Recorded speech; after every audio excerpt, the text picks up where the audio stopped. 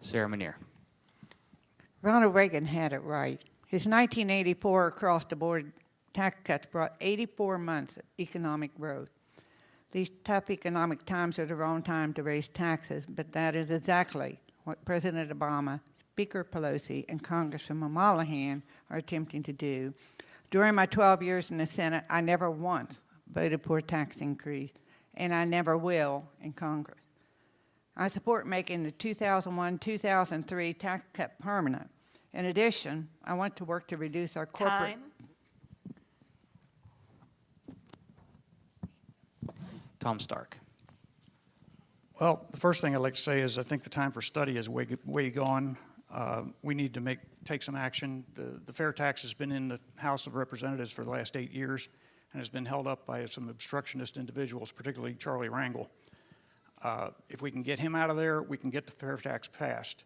It is the only sensible solution, and it certainly runs head and shoulders above the value-added tax or the income tax, the flat tax, because they are both, those two taxes still keep all of the costs of government hidden from the average person. Time. Okay, next question for the panel starts with Cindy Hall. Do you believe a member of Congress should vote the way his or her constituents want them to vote on particular bills, or do you believe they should vote their own conscience? And how would you decide your positions on the bills that come before you? First of all, I would represent the constituents. Those are the people that put me into office. Mollahan is a good example of not going along with the constituents' wishes. How to decide positions on the bills, best for and response from the constituents, which we're not getting now from Mollahan.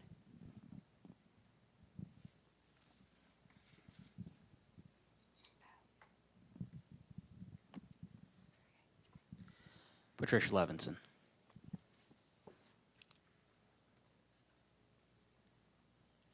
As long as it's moral, ethical, and follows the law, I would follow my constituents' lead. Any time it passes that, as long as it passes that test and it's constitutional, then I'm all for following my constituency. If they get out of bounds morally or ethically, and I feel I'm going to try to have a conversation with them to give them my views on the issue, and if they convince me otherwise, then I'll follow their lead.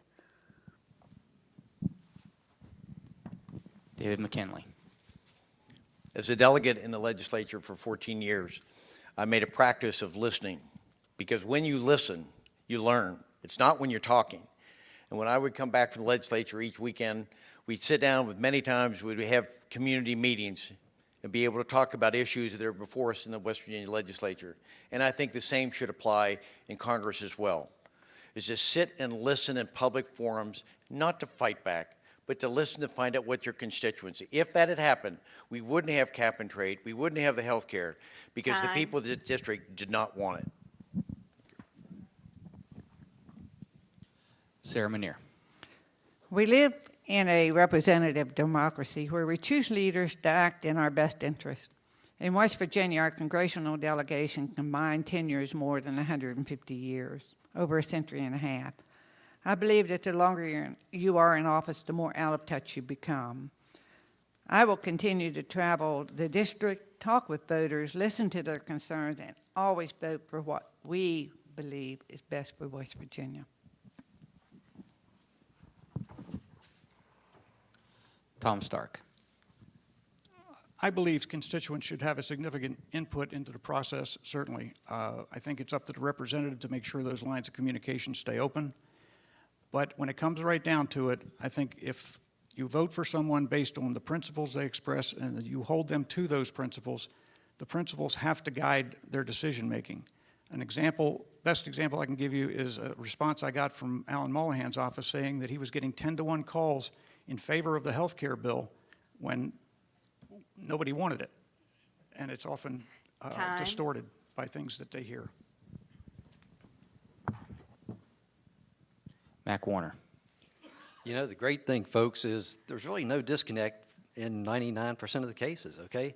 I'm one of you, you're one of the district, we're all in this thing together.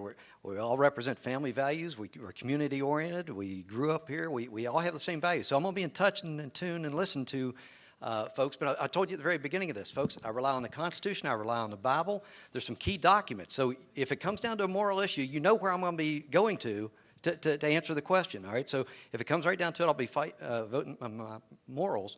But I think they're very consistent with the same Time. morals each of you have. And this will be the final question for the panel in the moderated portion. And we'll start with Patricia Levinson. Do you support and will you vote for a balanced budget amendment? And what, if anything, would you exempt from that amendment?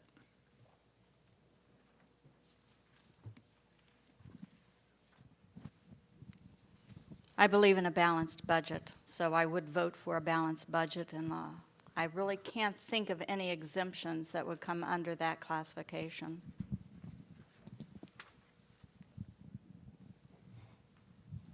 David McKinley. As for a balanced budget amendment, as I said earlier, I think that a federal balanced budget is a moral imperative. I said that when I was in the legislature, and in over 9 times I sponsored legislation to cause Congress to enact that in a constitutional amendment. It's long overdue, and I think that those of us that have been working on it for years, been trying to get that, it's time that Congress acts on it, and I believe the country is ready for that and would support it. So the answer is absolutely Time. yes. We need a federal balanced budget. Thank you. Sarah Manier. Yes, I will support a balanced budget amendment. We have to have a balanced budget in the state of West Virginia's budget. And I served on finance for 12 years in the Budget Conference Committee for several years, and we always have to balance the budget. It can be done, it should be done, and it will be done if I'm elected to Congress. Tom Stark. I would certainly support the balanced budget amendment. In addition to that, I would support a basic restructuring of the budget process to include a maximum cap on revenue in any year where there is a deficit at the maximum level of revenue from the previous year, and force the government into limiting their expenditures to no more than the previous year's revenue. If you know how much you had from the previous year, you know you can count on something fairly close. But if you don't, and you just dip into the pot until it's all gone, you're going to end up running out. Mac Warner. Yes, I would support a balanced budget amendment. There are nuances, just the fact that you have in the question itself a request for an exception. Well, as soon as you put it in the exception, then you're not balancing the budget. So everybody understands that there may be extreme exigent circumstances, get involved in a war or some other thing, but I think it's just like that term limits question. Are there other ways of going about it? Yes, but the system we've been using hasn't been working. It's time for a new approach. The balanced budget would get us there, and then if we need an exception, we can deal on it on a case-by-case basis. Time.